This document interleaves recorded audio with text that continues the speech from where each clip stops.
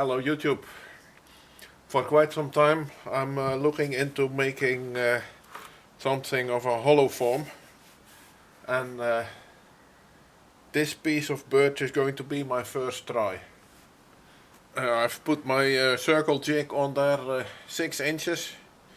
I'll take it to the bandsaw, cut that out, make a flat spot, and then we'll put it on the lathe.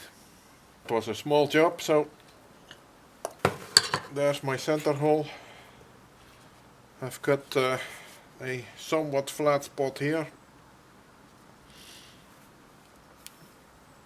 and now I'm going to attach the faceplate ring.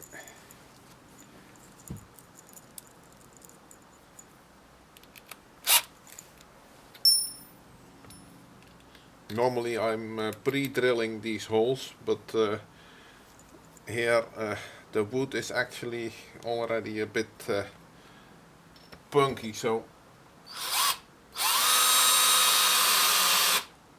as you see, the screw goes in without much effort.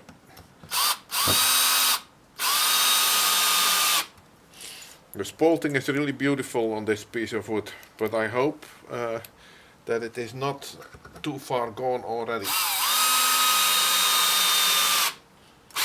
It feels pretty damp, I must say.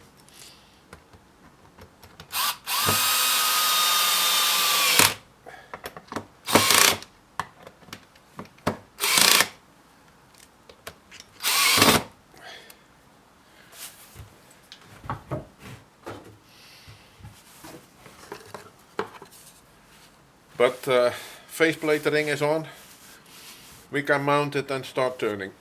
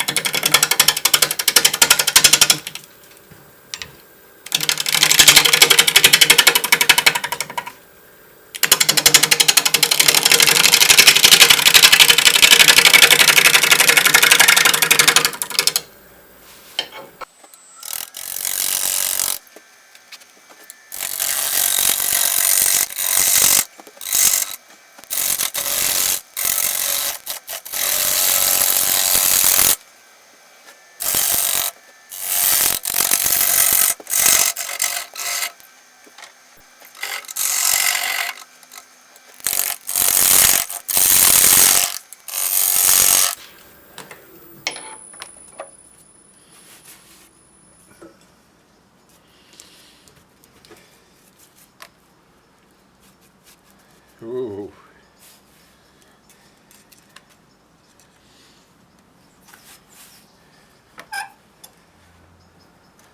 Beautiful spalting, but so punky.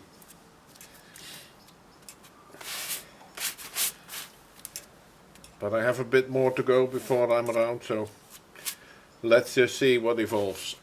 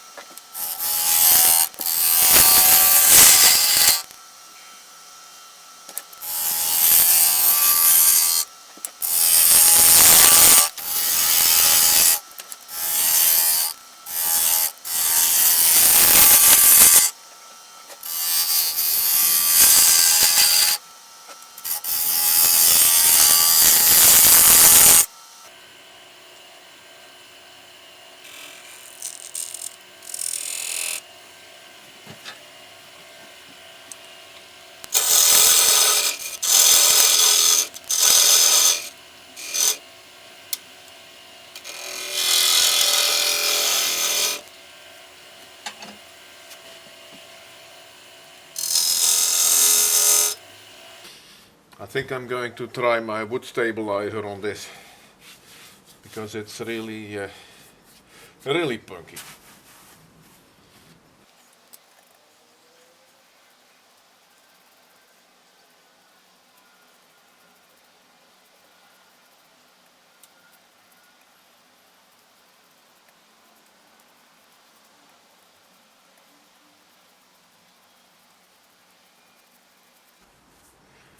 spalting is absolutely great in this piece. That's what you get when it gets punky to the point of no return. But now that I've seen this, I think it would be a pity not to give it a try. So I've put on my Polycryl undiluted, as much as the wood will take, and now I have to let that dry for 24 hours, maybe even more. Okay, I'm back at it, and I've decided that the very first thing I'm going to do is to drill it out,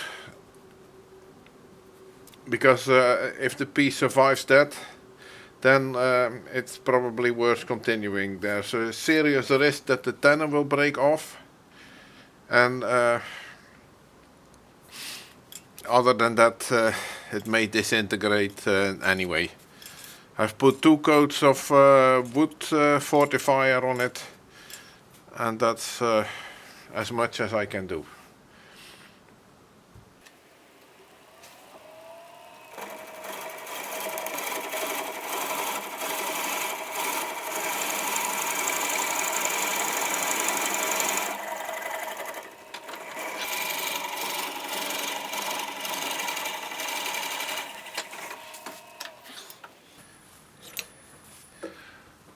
That was 40 mil.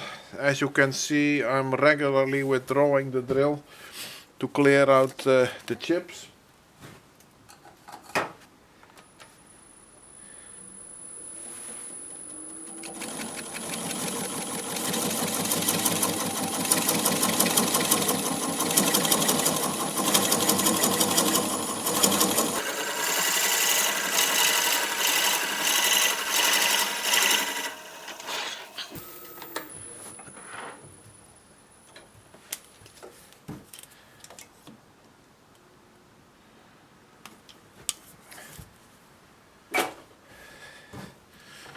That's 90. The rest I will do with my hollowing tools.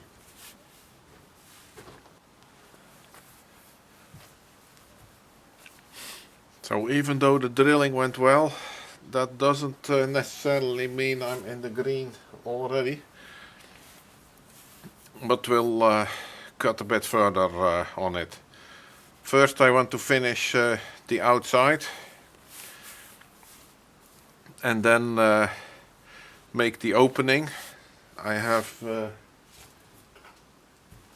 bought this nice steel lid to fit in here, so we'll make a fit for that, and then it's a matter of hollowing.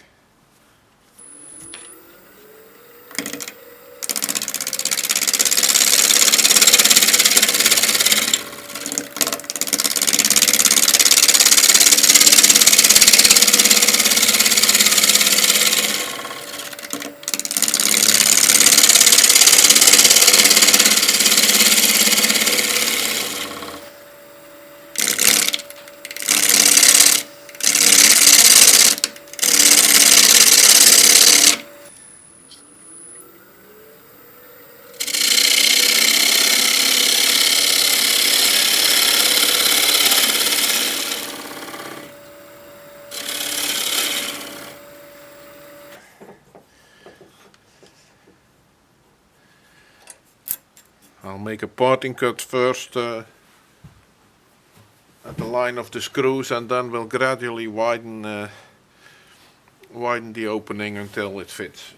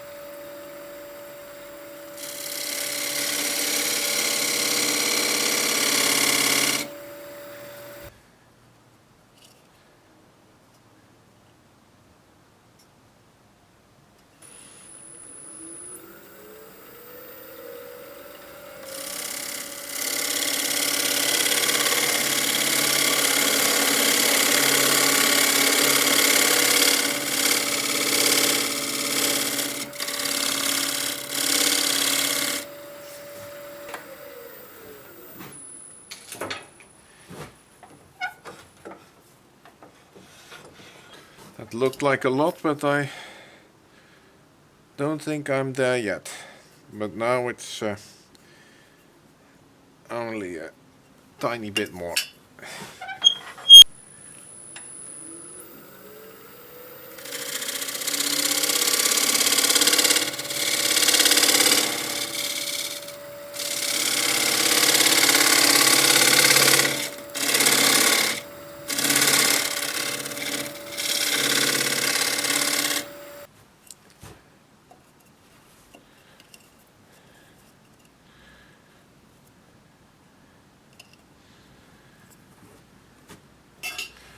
That's more like it. For the hollowing I have tilted the headstock. That gives me much more room to work. And yeah, let's have a go.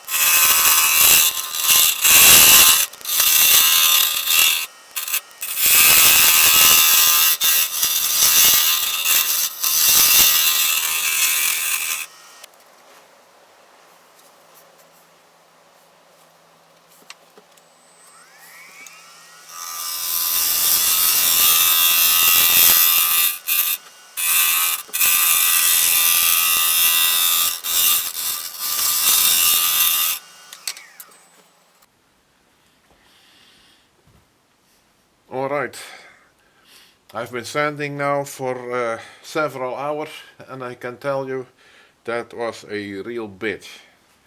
And probably it's my own fault, because I used the Polycryl on this. What it does, no matter whether you use manual sanding or power sanding, is it clogs up your sandpaper almost immediately. So I used a lot of sandpaper.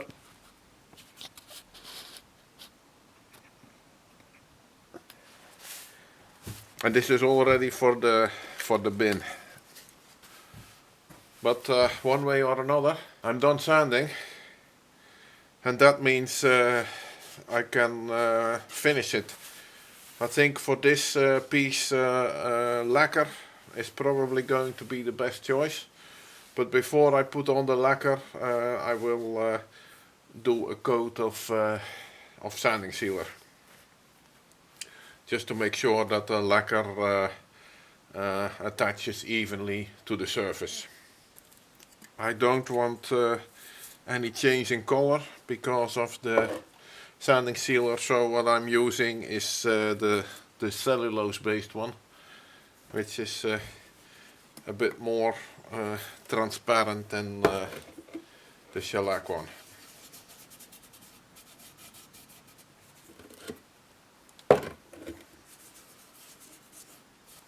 We are coming to the final stages of this project.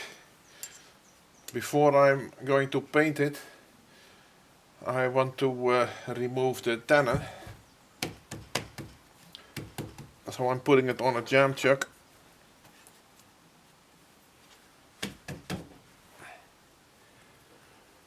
That's it.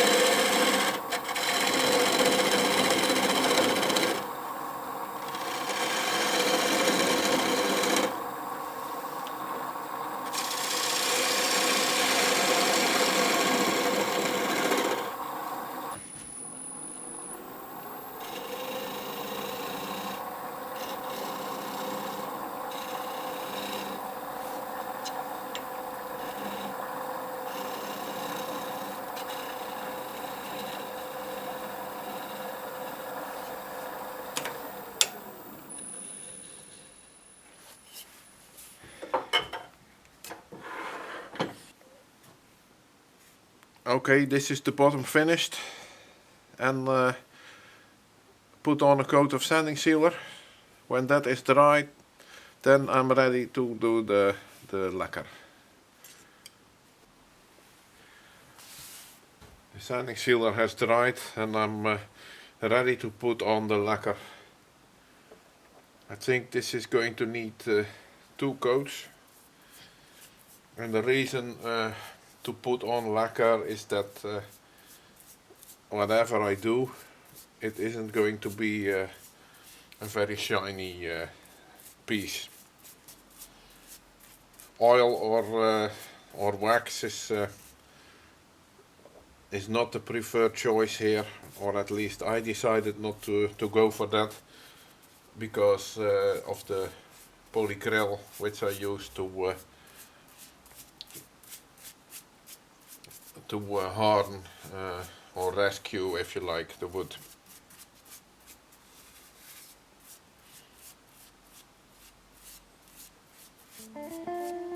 This lacquer is maybe not the most spectacular finish, but I've been having very good results with similar softer woods like poplar and birch. Well, this is birch, so it should be good.